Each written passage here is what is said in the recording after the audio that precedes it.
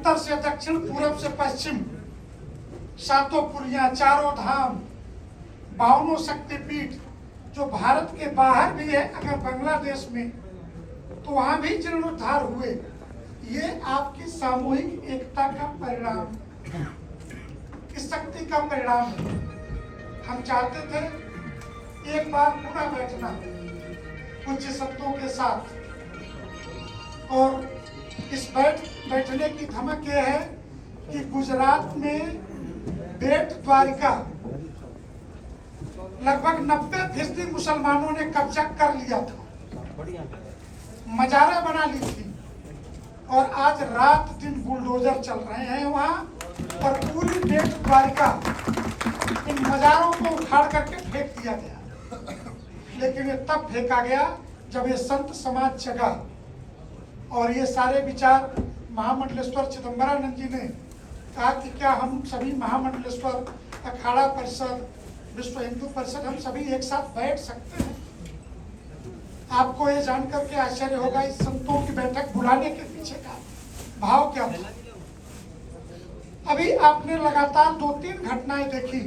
कल छत्तीसगढ़ में कुछ साधुओं को पीटा गया, इसके पहले महाराष्ट्र के अंदर मथुरा वृंदावन के कुछ संतों को नासिक के पास सांगली के इलाके में मारा गया, और सभी जगह एक ही प्रकार के आरोप हैं कि ये बच्चा चोरी करने वालों के शक में, ये कोई न कोई एक विद्यालय इस अफवाह को खड़ा करता है, और अफवाह खड़ा करके संतों की पिटाई हो जाती है। पालघर का जो प्रकरण हुआ, संतों की हत्या की गई, ये विषय किसी से छुपा नहीं। आप FCRA बंद कर देंगे, कर दीजिए, लेकिन इस 2 लाख अकाउंट में 8 लाख रुपए प्रति साल ये डालना आप नहीं बंद कर सकते। नागरिक के अकाउंट में वेतन का पैसा आएगा, ये नहीं कर सकते थे। और आप जोड़ लीजिएगा 2 लाख गुणे 8 लाख कितना होता है, ये प्रति वर्ष आएगा ये पैसा। और तब ये व्यक्तिगत अकाउंट में आ रहा है, और वो 8 लाख में से 6 लाख PFI के अकाउंट में चला गया। पिछले 1 साल में 120 करोड़ रुपए नकदी जमा कराए गए हैं PFI के अकाउंट में 200 स्थानों से। तो ये संतों के जीवन पर जब खतरा मंडराया, तब अखिल भारतीय संत समिति ने अखाड़ा परिषद के अध्यक्ष जी के पास में गया, रविंद्रपुरी जी के पास, और उन्होंने कहा महाराज इस कार्यक्रम की अध्यक्षता संत समिति के अध्यक्ष जी आचार्य श्री अविचल दास जी महाराज जी, और संरक्षण पूज्य जगत गुरु शंकराचार्य ज्योतिष पीठाधीश्वर स्वामी वासुदेवानंद सरस्वती जी महाराज, जगत गुरु रामानंदाचार्य राम राजेश्वराचार्य जी महाराज, महानिर्वाणी आचार्य महामंडलेश्वर स्वामी विश्वकानंद भारती जी महाराज जी, आनंद अखाड़े के आचार्य महामंडलेश्वर बालकानंद जी महाराज जी, उनके बगल में भानुपुरा पीठ के जगत गुरु पूज्य शंकराचार्य ज्ञानानंद तीर्थ जी महाराज जी, इधर अटल अखाड़े के आचार्य महामंडलेश्वर विश्वात्मानंद जी महाराज जी, हमारे संत समिति के निदेशक आचार्य धर्मदेव जी, अखिल भारतीय अखाड़ा परिषद के अध्यक्ष श्रीमान रविंद्रपुरी जी महानिर्वाणी, और अखाड़ा परिषद के महामंत्री निर्मोही अखाड़े के सभापति श्रीमान राजेंद्र दास जी महाराज जी, चतुर्थ संप्रदाय के हमारे पूज्य श्रीमान फूलडोल बिहारी अवधूत जी, दिगंबर अखाड़े के श्रीमान शिवशंकर दास जी महाराज जी, हमारे गुजरात के प्रदेश अध्यक्ष स्वामीनारायण संप्रदाय से पूज्य नौतम स्वामी जी, हमारे राष्ट्रीय कोषाध्यक्ष महामंडलेश्वर जनार्दन हरि जी, राष्ट्रीय मंत्री हमारे घीसा पंथ से महामंडलेश्वर कृष्णानंद जी महाराज जी, नवल किशोर महामंडलेश्वर नवल किशोर दास जी, जो संत समिति के राष्ट्रीय प्रवक्ता हैं, जिन्हें आप और अखाड़ा परिषद के भी प्रवक्ता हैं। ये हम लोगों का सौभाग्य है कि दोनों के सूर्य एक हैं। बालक दास जी एक दूसरे प्रवक्ता हमारे उधर बैठे हैं। हरियाणा के प्रदेश अध्यक्ष जी महामंडलेश्वर ब्रह्म स्वरूप जी छोटानी धाम, हमारे महामंडलेश्वर और संयुक्त महामंत्री हंसानंद तीर्थ जी महाराज जी, उनकी बगल में ब्रह्मर्षि अंजनेशानंद जी महाराज जी हमारे संगठन मंत्री हैं। महंत जसविंदर शास्त्री जी, श्याम चैतन्य जी महाराज जी, जसविंदर जी आप खड़े हो जाइए। अखाड़ा परिषद के कोषाध्यक्ष भी हैं और निर्मल पंचायती अखाड़े के कोठारी भी हैं। हाँ, जसविंदर सिंह शास्त्री जी, विश्वेश्वरानंद जी महाराज जी पूज्यपाल महामंडलेश्वर हमारे, उनके बगल में रमण तिवारी जी खड़े हो जाइए। रमण जी पेशे से सॉफ्टवेयर इंजीनियर हैं, अमेरिका में रहते हैं। भारत में बिहार के छपरा जिले में पैदा हुए, अब तक 3 से 4 हजार सॉफ्टवेयर के इंजीनियरों को भारत से ले जाके अमेरिका में शिफ्ट किया। एक काम किया। दूसरा, इन्होंने विवाह नहीं किया और अपनी पूरी कमाई इन्होंने मंदिरों के जीर्णोद्धार के लिए अब तक 700 से ज्यादा मंदिरों का जीर्णोद्धार इन्होंने कराया। ये पूरी तौर से श्री काशी विद्वत परिषद का जो विदेश प्रभाग है उसके प्रमुख भी हैं और मंदिरों का जीर्णोद्धार एकमात्र उद्देश्य है। संजय राय जी जो स्वागत कर रहे थे हम सभी का, कैसे रोजगार दिया जाता है, कैसे इस कार्य को कराया जाता है नौजवानों से, ये आपने शुरू कराया और उसके कारण युवाओं के आइकॉन है संजय जी। एक और व्यक्ति इस बैठक में आने वाले हैं जिन्होंने संतों की 2 प्रकार से चिंता की है। एक तो प्रत्येक जिले में एक वकील खड़ा करना, संतों के ऊपर कोई भी आपराधिक मुकदमा दर्ज होता है तो उस वकील के माध्यम से, वो वकील इसलिए नहीं कि वो स्वयं में मजबूत वकील है, उसका काम है कि जिले के बेहतर वकील को हायर करना और उसका जो धन है वो जस्टिस फॉर भारत उस वकील को देगा और संत के ऊपर लगे आरोपों को डिफेंड करेगा। इसके राष्ट्रीय प्रमुख के नाते यहाँ दिल्ली हाई कोर्ट में वकील है शलभ भारद्वाज जी। सब्सक्राइबर होने से एक जिले में लाखों लोगों तक कि संत का पक्ष क्या है, कभी कभार आरोप लगाकर फूंकना, भाग जाना, ये जो करने वाले षड्यंत्रकारी हैं, तो संतों का पक्ष क्या है इस यूट्यूब आज के सामने रखना। इस तैयारी के साथ जस्टिस फॉर भारत भी यहाँ उपस्थित है और हमारे विद्वत परिषद की तरफ से रमण तिवारी जी हैं, मैं माननीय श्रीमान अशोक तिवारी जी।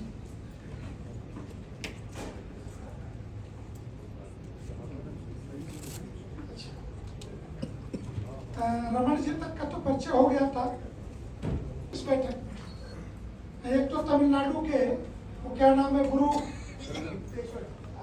प्रकाशन, उनकी बगल में भैया जी वल्लभ गढ़वाले हमारे उत्तर प्रदेश में उपाध्यक्ष हैं। क्या नाम है, ब्रह्मानंद गिरी जी, अवधेश दास जी राजस्थान से, महंत दीपक पुरी जी महामंत्री राजस्थान, हाँ उनके बगल में कोषाध्यक्ष जी होंगे हमारे श्यामदास जी, और जिन पूज्य संतों का वो खड़ा होकर के दिख नहीं रहे, बिहार के प्रदेश अध्यक्ष हैं ना, इसलिए दिख नहीं रहे, क्षमा करेंगे। और मैं माननीय अशोक तिवारी जी, केंद्रीय मंत्री विश्व हिंदू परिषद और हम संतों से संपर्क रखने वाले श्रीमान अशोक तिवारी जी से आग्रह करूंगा वो प्राथमिक उद्बोधन करें। निशाचर चमो रामाय तस्मै नमः। राम श्री स्वामी वासुदेवानंद सरस्वती जी महाराज, जगतगुरु रामानंदाचार्य, परम पूज्य श्री स्वामी बालकानंद गिरी जी महाराज, आचार्य महामंडलेश्वर परम पूज्य श्री स्वामी विश्वात्मानंद जी महाराज, संत समिति के निदेशक आचार्य धर्मदेव जी, अखाड़ा परिषद के मंत्री राजेंद्र दास जी, फूलडोल बिहारी दास जी महामंडलेश्वर, रामानंद जी महाराज, अभियान महाराज जी, सभी लोग हैं, मैं सबके चरणों में प्रणाम करता हूँ।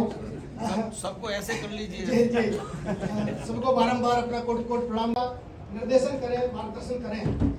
पिछले दिनों में जो कार्यक्रम हुए हैं, हम लोग सब जानते हैं कि तमाम प्रकार की घटनाएं मैं समझता हूँ आप सबके संज्ञान में होंगी ही, इसलिए सब घटनाओं को उल्लेख न करते हुए कुछ बातें मैं आपके सामने रखना चाहता हूँ। जैसे ध्यान में आया कि नुपुर शर्मा का एक विषय आया इस देश के अंदर, और उन्होंने कोई गलत नहीं बोला था, जो उनके ग्रंथों में लिखा हुआ है वही बोला था, लेकिन उसके ऊपर बड़ा भारी हंगामा राष्ट्रीय स्तर पर और अंतर्राष्ट्रीय स्तर पर हुआ। हम लोग देखते रहे कि ये बंद हो जाएंगे, इनका स्वभाव थोड़ी बहुत हंगामा करने। तो कहते हैं कि विश्व हिंदू परिषद के लोग तमाम उपासना पद्धतियों के विरोधी हैं, मुसलमानों के विरोधी हैं, ईसाइयों के विरोधी हैं। तो मुसलमान और ईसाइयों के विरोधी नहीं है, विरोधी है जो यहाँ रहता है, यहाँ के धर्म का विरोध करता है, यहाँ की संस्कृति का, इनके संस्कारों का विरोध करता है। भारत में रहकर के भारत माता को डाइन कहता है। तो वही रसखान बसों ब्रिज गोकुल गांव के द्वार।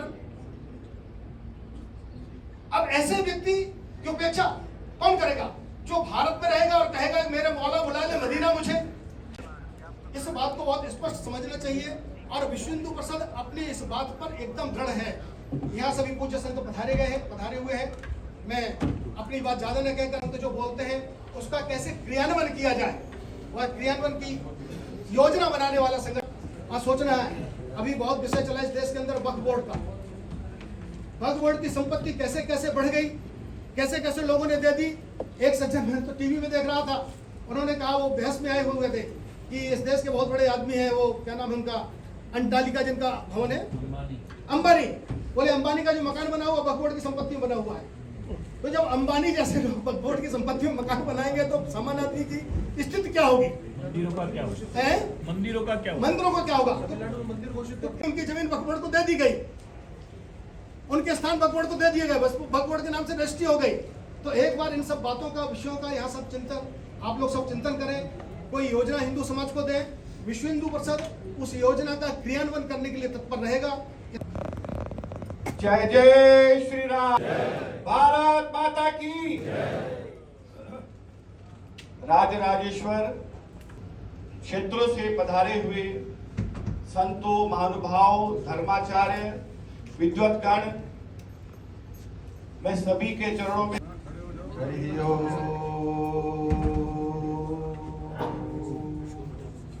सहनौ यशः सहनौ ब्रह्मवर्चसम् ओम शांति शांति शांति। हरिओम।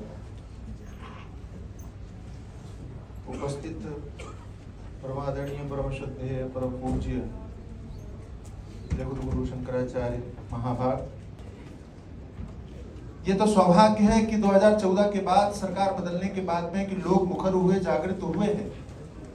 लेकिन उसमें जो सबसे बड़ी कमी खल रही थी वो ये थी कि इतने सारे संगठन और मंच होने के बाद भी एक ऐसा कोई मंच दिखाई नहीं पड़ रहा था कि जहां से वो आवाज मुखर होकर के सुनाई पड़े। काशी मंडलेश्वर संत वृंद, पत्रकार वृंद, अभी हमारे पूज्य यतीन्द्रनाथ जी महाराज सरस्वती जी ने बहुत ही कुछ विशेष संवेदनात्मक धरातल से अपनी भावनाओं हम लोगों के समक्ष रखा। महाराज जी ने एक बात कही वक्फ बोर्ड की, बहुत अच्छी लगी। मैं समझता हूं, ऐसा मेरा मानना है कि हम लोग अपनी शक्ति को मठ में, मंदिर में, आश्रम के रूप से विभाजित किए हुए हैं। शायद है उन लोगों ने अपनी उस शक्ति को मात्र केवल वक्फ बोर्ड के रूप से, अथवा सिख समुदाय ने शिरोमणि गुरुद्वारा कमेटी के रूप से, ईसाइयों ने भी इसी प्रकार से किसी एक रूप में, उन्होंने अपनी समूची शक्ति, समूची चेतना एक रूप में स्थित रखी है। तो टाई लगाता है, पैंट पहनता है, शर्ट पहनता है, इस रूप में जाता है, वहां उसको न्यू टेस्टामेंट, ओल्ड टेस्टामेंट बताया जाता है, उनकी जो धर्म चर्चा है वो शिक्षा दी जाती है। हम चाहेंगे कि हमारे यहाँ पर भी कहती उनके बाध्यता के लिए मदरसे हैं, उनके लिए क्या नाम की कॉन्वेंट स्कूल हैं, सेंट मेरी स्कूल हैं, आदि आदि उनके शिक्षण संस्थान हैं। क्या ऐसा कोई हमारे हैं? पर हम सुदृढ़ता पूर्वक तक एक होकर के उनमें अपने बच्चों को नहीं पढ़ा पाते हैं। हम समझते हैं, हम देखते हैं कि हमारे हिंदू बच्चे कितने सेंट मेरी स्कूल में जाते हैं, कॉन्वेंट स्कूल में जाते हैं। हम उन्हें क्यों भेजते हैं? हमने अपनी जड़ ही समाप्त कर दी है। हम शायद तने और शाखाओं को पानी डाल रहे हैं, हमको जड़ में पानी देना चाहिए। बहुत आवश्यक है, बहुत जरूरी है जड़ को सींचना। जड़ सींचेंगे तो निश्चित हमारी शाखाएं हरी भरी। हम जितना आज चिल्ला रहे शायद उतना हमको चिल्लाना न पड़ेगा। मुसलमानों की तरह कहाँ चिल्लाने पड़ता है?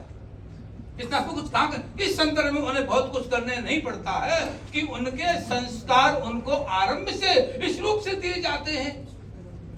उनका हर बच्चा इस प्रकार का होता है। वो ऐसी बहुत सी बातें सिखाते हैं, बहुत सी बातें करते हैं, जिन बातों में वो इस संदर्भ में बहुत कुछ आते। उनको एकता का बहुत अच्छा पाठ पढ़ाया जाता है, संस्कार बहुत अच्छा दिया जाता है। हमारे यहाँ शिक्षा कोई उनसे अधिक शिक्षा अच्छी है, लेकिन हम सुदृढ़ता पूर्वक उनको वो शिक्षा अपनी दे नहीं पाते हैं। और एक बात और होनी चाहिए, सरकार यद्यपि हमारी है, ये बात हमारे शिव प्रेमा जी महाराज कह रहे थे, हमारे महाराज भी चिदम्बरम जी महाराज कहते, विश्वनाथ जी बातें कर रहे, बहुत प्यारी प्यारी बातें कह रहे थे कि हमारे देवी देवताओं के बारे में कुछ कहा जाए।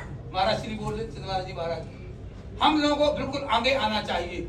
हमारे कुछ उपास कुछ भी उड़ाए, हम लोग सुन करके देख करके टीवी में भड़काने का कार्य करवाते हैं, क्योंकि फिर उनके पास 18 साल के बाद कोई ना तो बिजनेस होता है, ना तो उनके पास कोई रास्ता होती है, और या तो ईसाई लोग अपने माध्यम से उनको यूज करते हैं। तो ऐसी स्थिति में मैं विश्व हिंदू परिषद के माननीय तिवारी जी बैठे हुए हैं, सरकार के माध्यम से एक उन्हें जो अनाथ आश्रम है, जहां जहां भी अनाथ आश्रम है, उनमें एक महापुरुष को प्रवेश कराया जाए। 13 साल से लेकर 18 साल के बीच में बच्चों को धर्म उपदेश दिया जाए। तो इस पे भी केंद्र के द्वारा, सरकार के द्वारा हमारे जिस क्षेत्र में हो उस क्षेत्र के एक महापुरुष को अनाथ आश्रम में प्रवेश कराने का कार्य किया गया। 1 घंटा शिक्षा का काम करवाने का किया जाए। एक बात। दूसरी बात, अभी महापुरुषों ने सबने कहा कि जिस प्रकार से हम अगर शांत बैठे रहेंगे तो लोग जरूर कलम करते आएंगे, और एक कलम अगर वो करते हैं, सर कलम करते हैं, तो हम उसके बदले में 108 करें। हम ये कहना चाहते हैं, ये तो हमारा सिद्धांत है, हम पहले से कुछ नहीं कर सकते। हमारे हनुमान जी महाराज ने कहा कि जिन मोहे मारा तिन में मारो, और ते ऊपर बांधो ते तुम करो। तो मोहे ने कछु बांधे से कर लाजा, मुझे बांधने की कोई लाज लेके अगर तुम मुझे मारोगे तो हम तुम्हें जरूर मारेंगे। ये होना चाहिए, क्योंकि हम अपने से कुछ नहीं। वेदांत हमारा स्वाभिमान, सृष्टता हमारी सीता है, हर रोज हमारी रामायण, हर सांस हमारी गीता है। जब तक होती है शांति हृदय में, तब तक हम होते केवल भारत। लेकिन प्रलय युद्ध छिड़ जाता है तो हो जाते हम ही महाभारत, हो जाते हम ही महाभारत। तो इस प्रकार की मुझे लगता है संतों के माध्यम से, और जब जब ऐसा घटना घटी है, गाद इतने मन चिंता व्यापी, हर बिन मरे नमनश्वर पापी, जब राक्षसों का तांडव फैला, अति भ्रष्टाचारा भा संसारा, धर्म सुने नहीं गाना, जे देश निकास है बहु वित्रास है, जाको वेद पुराना। जब इस प्रकार की गति पूरे विश्व में फैलने लगी, तब विश्वामित्र उठे और उन्होंने कार्य किया और भगवान राम को लेकर के राक्षसों का संहार किया। मुझे लगता है आज हर संत को विश्वामित्र की भूमिका में आना चाहिए और अपने युवा पीढ़ी को उठा करके इन विधर्मियों पर उसी प्रकार से हमको कार्य करना चाहिए जैसा कि वो हमारे साथ कर रहे हैं। इन्हीं शब्दों के साथ जय श्री राम। क्योंकि मूल में तो अखाड़े ही हैं, सभी अखाड़े एक मत हो जाते हैं और भारत सरकार से मान्यता प्रदान करती है। हमारी कोई ऐसी बॉडी बने कि पूरी संपत्ति का या मंदिरों का संचालन आपके माध्यम से हो, तो जो मंदिर सरकार ले लेती है और वहाँ रिसीवर बैठा देती है, मुझे लगता है उससे बचा जा सकता है। बाकी तो कानून भी तो बताएंगे उसमें क्या करना चाहिए, पर हमारा भी कोई ऐसी संस्था तो हो। हमारी संस्थाएं सब है, विश्व हिंदू परिषद भी हमारा है, अखाड़ा परिषद भी हमारा है, अखिल भारतीय संसद भी हमारी है, सब है, पर सरकार उसको मान्यता प्रदान करे। लोकसभा में प्रस्ताव पास हो कि सनातन वैदिक परंपरा के जितने भी धार्मिक स्थल हैं, जितने भी संस्थान हैं, सबका संचालन ये करेंगे। एक तीसरा, देखिए मुसलमानों में क्या होता है, 2-2.5 साल का बच्चा होता है, वो चला जाता है मदरसे में पढ़ने, 10 वर्ष तक इतना परिपक्व हो जाता है कि उसे कुछ भी बताने की आवश्यकता नहीं है, अपने आप में एक परिपक्व मौलवी हो जाता है। और हमारा बालक 5-7 साल में फोन चलाने में इतना परिपक्व हो जाता है, कुछ पूछने की जरूरत नहीं है, फिर वो माँ बाप की भी नहीं सुनता है। क्या हम ऐसा निर्णय यहाँ कर सकते हैं? प्रत्येक मंदिर में मेरी प्रार्थना है, क्योंकि हम कुछ निर्णय लेके उठे तो अच्छा है, प्रत्येक मंदिर में 1 घंटे का कोई कोचिंग सेंटर चले, उसे आप गुरुकुल कहें, कोचिंग सेंटर कहें, उसमें सभी सब्जेक्ट पढ़ाए जाएं फ्री। हम टीचर रखें, अच्छा व्यवस्थित तो पढ़ाए जाएं।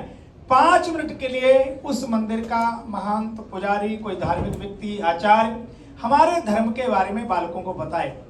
हर महीने उसके सब्जेक्ट की भी परीक्षा हो और हमारे धार्मिक विषय की परीक्षा हो।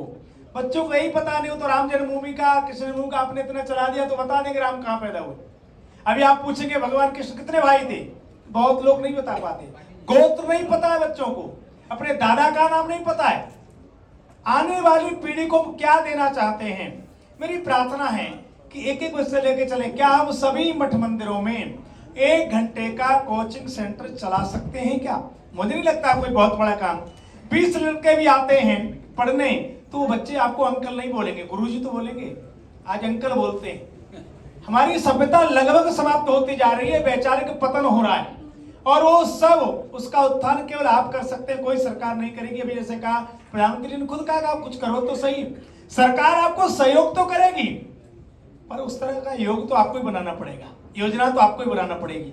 तो क्या हम ऐसा बोर्ड बनाने के एक मत में हैं कि पूरी सभी संस्थानों को एक बोर्ड चलाएं? हर मंदिर में क्या गुरुकुल चलाने की स्थिति में है जो आने वाली पीढ़ी परिपक्व हो जाए? आज आईपीएस भी उनका बन जाता है तो कहता है मैं आईपीएस ऊपर से हूं, अंदर से क्या हूं आप सब जानते हैं। हर गली में ईसाई लोग भगवा पहन के घूमते हैं, बाद में चोरी करेंगे, हम सब कलंकित होते हैं। कल भी छत्तीसगढ़ में आपको पता है 3 साधुओं को हत्या शायद होगी, उनकी हत्या होगी, मारा पीटा है। तो हमको किस प्रकार से लोग देख रहे हैं और वो सब लोग इस भेष में घूम रहे हैं। हमारे लोग भूले वाले लोगों को पता ही नहीं लगता है कि क्या है। ऐसा कुछ करें। और एक मैं अखिल भारतीय संस्कृति से प्रार्थना करूंगा कि हर गांव में एक गोद लेने की परंपरा हम शुरू कर दें कि इस गांव में एक कोई संत हमारा साल में 15 दिन 8 दिन रहेगा ही और हर घर जाएगा, कहीं ना कहीं गांव के लोगों को बिठाएगा। देखिए परंपराएं रहेंगी तो ही ये राष्ट्र रहेगा, तो ही संस्कृति रहेगी। आज विचारों की दृष्टि से हमारा समाज बहुत ज्यादा गिरावट आ रही है, उसे आप सब ठीक कर सकते हैं। और समाज को ठीक कर लिया तो मुझे नहीं लगता है कोई सरकार, कोई संस्था आपसे बाहर जा पाएगी। धन्यवाद। जय श्री राम। दुर्योधन और कर्ण जैसे योद्धा हमको मिलेंगे तो हमको उसमें लड़ने के लिए अर्जुन और कृष्ण बनने की भी आवश्यकता पड़ेगी। इसलिए आप लोग बिल्कुल निश्चिंत रहें। साम दाम दंड भेद जो जिस विधि से मानेगा उस विधि से मनाने की हमारे पास क्षमता है। अगर ये राजा उस संदेश को नहीं मानते तो इनको मनाने की भी क्षमता हमारे पास है। जैसा उल्लेख इन्होंने क्या 18 का, थोड़ा सा मैं हरिराम जी ने जैसा कहा, हम लोग 9 आदमी थे, अमित भाई के घर पे भोजन करने गए, 2.5 घंटा हम लोग वहाँ रहे। सुप्रीम कोर्ट के 4 लॉयर को वहाँ बुलाया गया, राम जन्मभूमि के केस को। परमानंद जी महाराज, पूज्य गुरुदेव महाराज जी के, हमारे यहाँ से चिन्मयानंद जी थे, अखिलेश्वरानंद जी थे। तो सारी बातें हुई। अमित भाई ने कहा पहले मैं बोलूँ या आप बोलोगे? मैंने कहा वो थोड़ा सा उस समय हड़बड़ा रहे थे क्योंकि वो एकदम महात्माओं की सोसाइटी में कम, उस समय इतना अनुभव नहीं था उनको, अध्यक्ष थे बीजेपी के। मैंने कहा अमित भाई जो आपको कहना पहले आप कहो, क्योंकि हम लोग तो दिन भर प्रवचन ही करते हैं। आज की सभा में बुरा नहीं मानना आप लोग किसी दूसरी भाव से। हमारे आचार्य जी से लेकर के सभी अखाड़ों के आचार्य मंडलेश्वरों को विशेष रूप से इसलिए हमने बुलाया इसमें, क्योंकि आप लोगों का निरंतर 12 महीना एक काम रहता है, धर्म प्रचार, कथा, प्रवचन। इसलिए समाज का जो सामान्य वर्ग का व्यक्ति से लेकर उच्च वर्ग के व्यक्ति तक आपसे जुड़े हुए, तो यहाँ से जो संदेश जाए उसमें आप भागीदार बने, ये एक मूल उद्देश्य था। सभी अखाड़ों के प्रतिनिधित्व के 2 आचार्य मंडलेश्वर आए, तब अमित भाई ने सारी बातें लगभग 48 मिनट में उन्होंने अपना भावना कि आप लोग तो हमारा पूरा सत्यानाश ही कर देंगे धर्मादेश। हम लोगों ने सुना, फिर मैंने उनको कहा, मैं था, पंकज जी थे, चंपत जी थे, हाँ चंपत जी भी थे, महाराज जी भी थे ही, महाराज तो मुख्य जो 3 लोग आगे बैठे थे। फिर जगत गुरु जी को मैंने कहा अमित भाई को ले चलो, उनके बैठो। हम लोग 3 जने गए पहले, मैं, अमित भाई और हंसदास। उसके बाद पंकज जी को बुलाए। हमने कहा इधर या उधर, या हाँ या तो ना।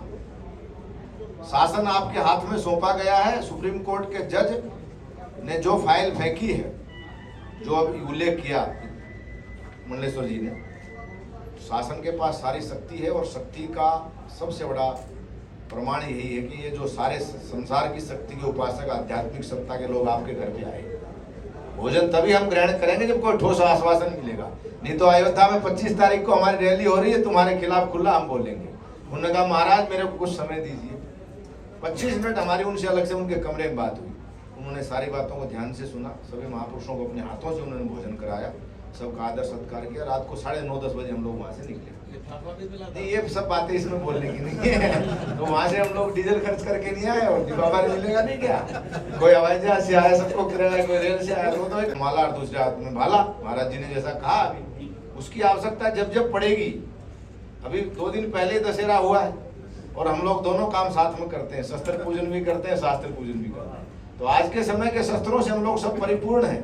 कोई अगर इस संदेह में रहे, किसी भ्रम में, तो उसमें ये नहीं कल लट लेके हम चल रहे हैं। आग्नेयास्त्रों का प्रयोग करने वाले साधु भी अखाड़ों में हैं और उन सबके पास में भारत सरकार के कानून के अनुसार लाइसेंस है, सभी अखाड़ों में। तो हमारा जो धार्मिक मूल काम, मेरा कहने का भाव है, हम जिस भी क्षेत्र में रहें, सबसे पहले हम अपने आप को संतों के नजदीक रखें। ये जो शिकायतें समाज में आ रही, कोई नकली मंडलेश्वर बन रहा है, कोई महात्मा कुछ बोल रहा है, अखाड़े वाले कंट्रोल नहीं कर रहे हैं, धर्मादेश हम यहाँ से जारी कर रहे हैं, संत समिति वालों का इसमें कुछ नहीं है। कुछ सुधार हम दूसरे को उपदेश देने से पहले अपने अंदर भी करें। इसलिए जो भी हमारे आसपास संत रहते हैं, अगर किसी से कोई वाणी के द्वारा सकलन हुआ है, उसके व्यवहार से अगर कोई त्रुटि हुई है, तो उसको हम समझाएं। वो चीज़ मीडिया में आने से पहले हमारे घर में आ जाए। अखाड़े में हम लोग रहते हैं, रोज झगड़ा होता है, शाम को सभी इकट्ठा बैठ के भोजन करते हैं, लेकिन उसकी बात बाहर नहीं जाती है क्या हुआ है। इसलिए समाज में यूनिटी होना बहुत आवश्यक है और भारत विभिन्नताओं से भरा हुआ राष्ट्र है।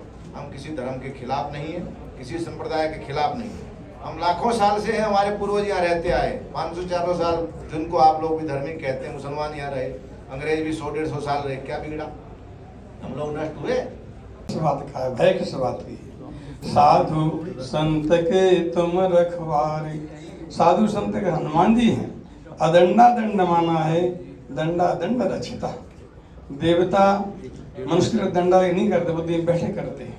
तो हनुमान जी की अब आप उपासना करेंगे, प्रार्थना करेंगे, अवश्य सुनेंगे और बुद्धि में बैठ कर किससे भी काम करवाना होगा, उससे हनुमान स्वयं बुद्धि बैठे काम करवाएंगे। इसलिए चिंता करने की जरूरत नहीं है, सभी के लिए विशेष प्रार्थना करते हैं। समय बहुत कम है, ज़्यादा नहीं। आकाशे चंद्रमा भाति, पद्मम भाति सरोवरे, सुपुत्र कलो भाति, भारती भाति भारती। आकाश चंद्रमा से होती है और कुल की शोभा और सरोवर की शोभा जल से होती है, कुल की शोभा से होती है। ऐसे ही भारत और संस्कृति से, संस्कृति मत भूलो। जगह जगह जो है संस्कार, सभ्यता, शिक्षा का विशेष ध्यान रखो, सभी दें। विशेष रूप से हम वास्तव में ही ये प्रार्थना करते हैं हनुमान जी से। वैसे तो हमारे यहाँ कहावत है, हमारे हनुमान जी की 2 विशेषता हैं। मध्य प्रदेश में डॉक्टर हनुमान जी हैं, हमारे राष्ट्रीय महामंत्री राधे राधे बाबा को भी ये मालूम है इस बार विषय की विशेष। वैसे तो 2 विशेषताएं वहाँ की हैं, एक तो डॉक्टर हनुमान जी हैं और एक हनुमान जी वहाँ के सखी वेश में हैं। इसलिए वो वास्तव में ही कैसा भी रोग हो, वहाँ के हनुमान, वहाँ देवता की जो वैद्य हैं उसमें द्वारा स्थायी रूप से रहते हैं। चाहे कैंसर हो, चाहे ट्यूमर हो, चाहे श्वास की बीमारी, चाहे हार्ट की बीमारी, ब्लड प्रेशर हो, चाहे डायबिटीज हो, सभी के स्पेशलिस्ट दंद्रुआ सरकार। दंद्रुआ जाता है वह धन्य हो जाता है, कैसा भी रोग हो मिट जाता है, टन्न हो जाता है। वहाँ का जो प्रभाव, कैसा भी रोग हो, तो दैहिक दैहिक बहुत ताप शांत करते हैं। सखी वेश के हनुमान जी हैं।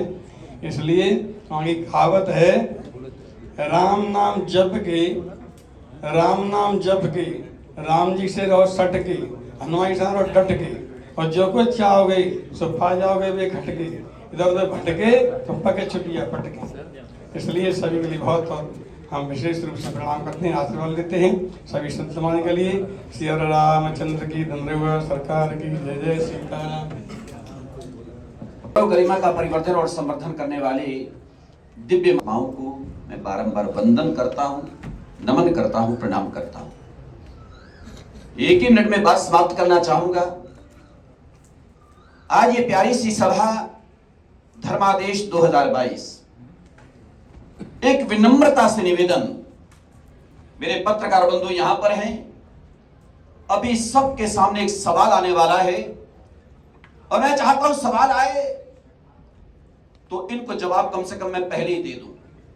इनके द्वारा सवाल आएगा कि महाराज, धर्मा जो देश की जड़ों को हिलाता है वो फतवा कहलाता है।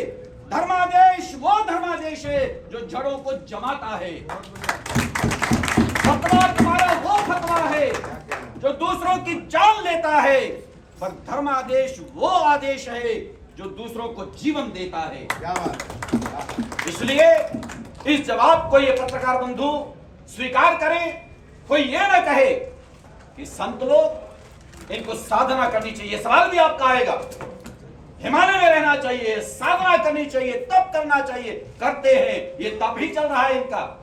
परंतु हमें इस बात को कभी नहीं भूलना चाहिए कि जब कभी भी देश की जड़ें लड़खड़ाने लगी हैं, यहां की सत्ता अस्मिता लड़खड़ाने लगी है, डामाडोल होने लगी है, उस समय मेरे भारत के संतों ने ही कंधा लगा करके इसको बचाया है।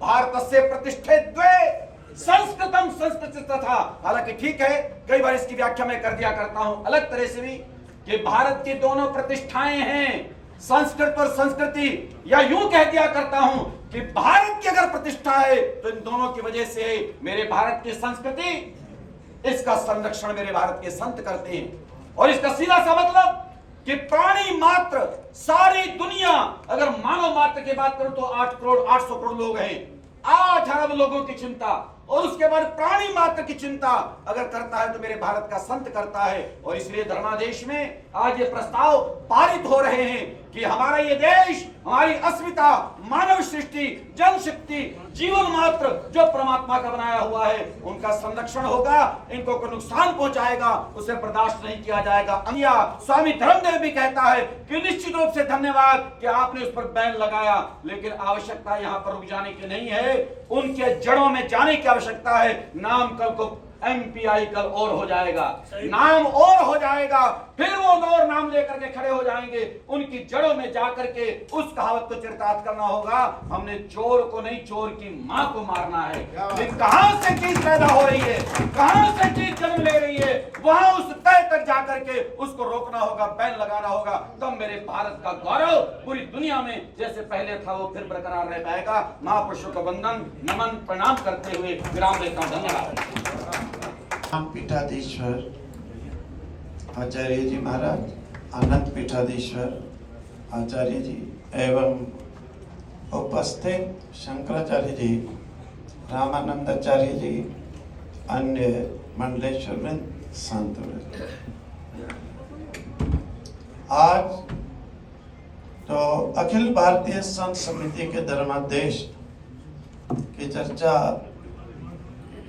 बहुत ही समय के अनुसार आवश्यकता और सुंदर रही। से बड़े लाइटली ले रहे हैं। जिस प्रकार से हिंदू सनातन पर अत्याचार बढ़ रहे हैं, जैसा कि आप लोग सभी सुने भी हैं, देखे भी हैं, 2-4 दिन पहले ही इस प्रकार का हनुमान जी का एक रूप बना करके सबके सामने लाना, तो ये जो चीज है ये कोई एक हंसी या मजाक तक सीमित नहीं है। ये समाज को अंदर से खोखला करने वाली है, वीक करने वाली है। क्योंकि जो श्रद्धा, जो हनुमान जी के प्रति, भगवान के प्रति शक्ति, बल, लोगों के अंदर विश्वास था, ऐसे चित्रों से वो विश्वास धीरे धीरे खत्म हो जाता है। और इन चीजों के लिए एक केवल इस तरह से बाइकआउट का ट्रेन चलाया है और उससे कई लोगों की शान कुछ ठिकाने आई भी है, तो भी अभी ऐसा प्रयत्न हो रहा है। लेकिन ऐसा प्रयत्न खुलकर, हालांकि कई लोगों ने सोशल मीडिया पर ट्रेन चलाया, लेकिन संतों की ओर से, हमारी ओर से और ऐसे ऐसे हिंदू मानबिंदु का अपमान उन फिल्मों में कैसे कैसे किया जाता है, उस फिल्मों के पीछे, निर्माण के पीछे किसके पैसे लगते हैं, किसकी प्रेरणा होती है और कौन कौन बल परिवार इसमें काम करते हैं, उसकी संपूर्ण माहिती एकत्र करके हमें अपने समाज को, अपने युवकों को, सबको पहुंचानी चाहिए। और उस फिल्मों में किस तरह से हमारे संस्कृति और संस्कारों पर भी आघात किया जाता है, हमारे बच्चों को, हमारे युवाओं को ये किस तरह से दुराचार में फंसाया जाता है, क्योंकि उनका तो आदर्श संत नहीं है, वही लोग हैं। तो ये सारी बातों को हमें समाज में ले जाना पड़ेगा। इसके लिए भी कुछ साहित्य तैयार होना चाहिए।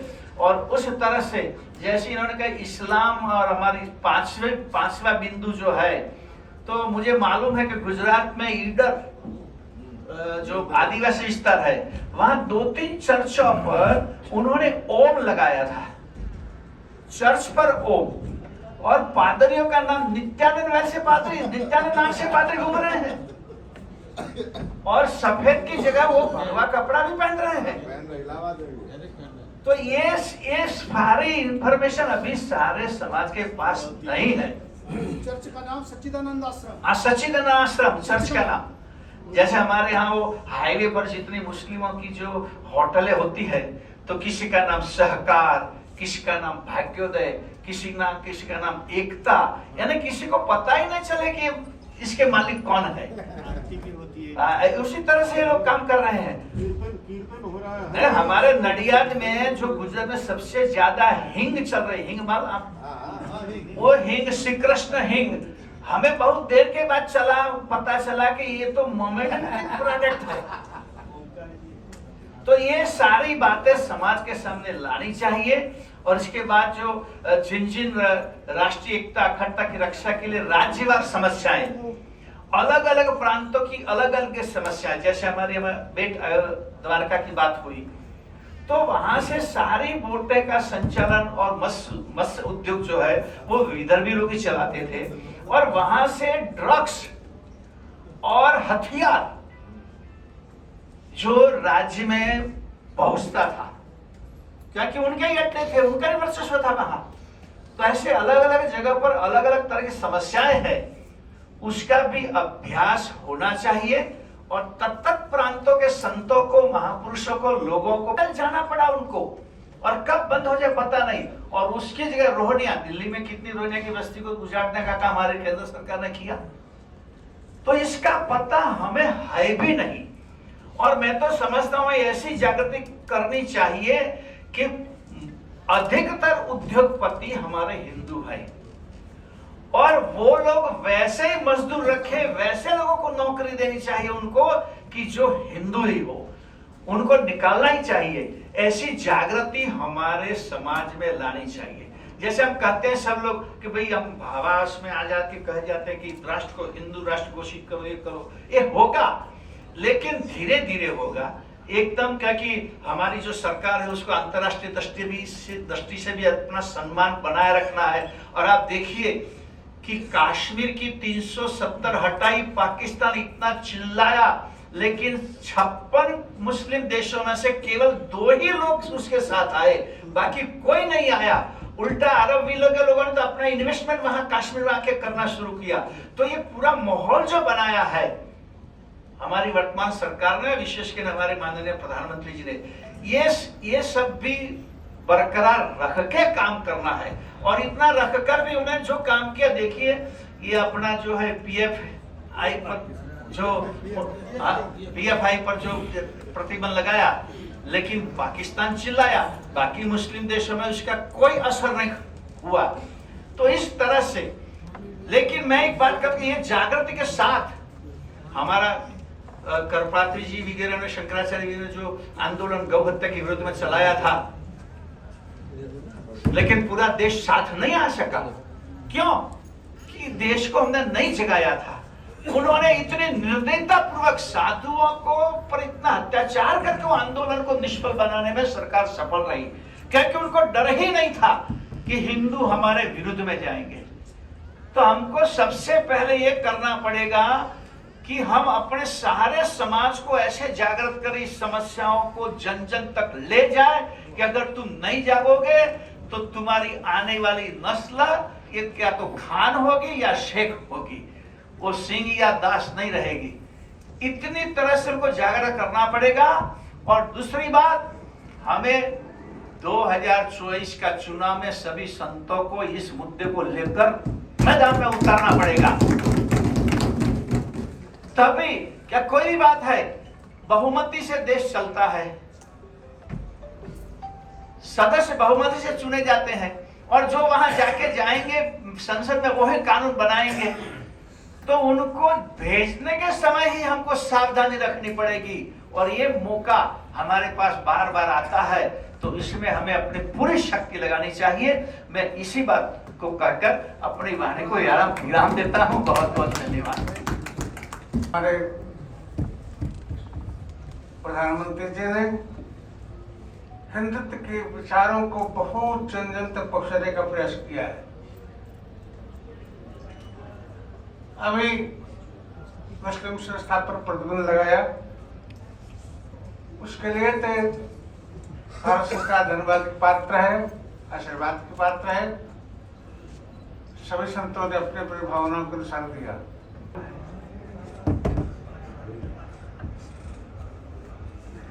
छोटे छोटे लोग भी उसकी देखा देखी कर रहे हैं और वहां केवल ईसाइयत ही पढ़ाई जाती है और कुछ नहीं पढ़ाई जाती। हमारे ज्योतिर्मठ में वहां पर ईसाई स्कूल खुल गया है। उसमें जो लड़के पढ़ के जाते हैं स्कूल तक, इंटर और बीए में जाकर के बहुत कमजोर हो जाते हैं कि शिक्षा कुछ नहीं होती। हमारे स्कूलों से जब विद्यार्थी जाते हैं ऊपर इंटर ग्रेजुएशन में आदि वो अच्छे से अच्छे जाते हैं। हमारे शिशु मंदिर के लड़के, हमारे विद्या मंदिर के लड़के या हमारे अन्य पब्लिक स्कूल्स के लड़के अच्छे बनकर जाते हैं। उससे लगता है कि वहां केवल ईसाइयत की ही पढ़ाई होती है। तो प्रयाग में ही अपने देख रहे हैं इतना बड़ा ईसाइयों का स्कूल और सब जितने बड़े बड़े घर के लोग हैं सब अपने बच्चों को उसमें पढ़ाते हैं, चाहे कुछ भी करना। जब ऐसे हम अपनी शिक्षा को बिगाड़ करके अपने बच्चों की ईसाइयत की शिक्षा दिलाएंगे तो उसका परिणाम क्या होगा?